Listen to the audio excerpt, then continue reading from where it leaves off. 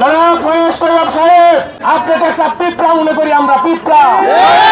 এই উপদেষ্টা ফয়েজ তৈয়ব আজকে 20 থেকে 25,000 ব্যবসায়ীর কর্মসংস্থান আপনি ধ্বংস করেছে।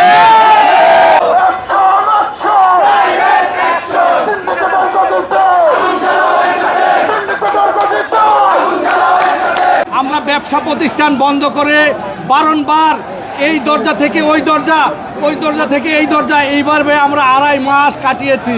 এই উপদেষ্টা ফয়েজ তৈয়ব আপনি দেশ ত্যাগ করার আগে এই এনইআর সিস্টেম বাতিল করে পুনরায় আমাদেরকে আগের মতো ব্যবসা করার সুযোগ করে দিয়ে যান। আর যদি আপনি এইটা না করেন, আপনি বাংলাদেশের কোন এয়ারপোর্ট দিয়ে দেশ ত্যাগ করতে দিব না।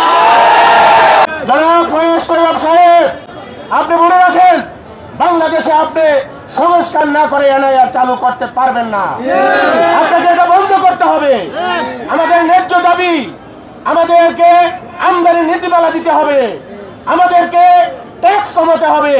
আমরা দেখতে পাচ্ছি স্বৈরাচার যেভাবে অন্যায় করেছিল, ঠিক এর চেয়ে বহুগুণ বেশি গুণে আমাদের সাথে স্বৈরাচারী অন্যায় করা হচ্ছে আমাদের ব্যবসায়ীদের।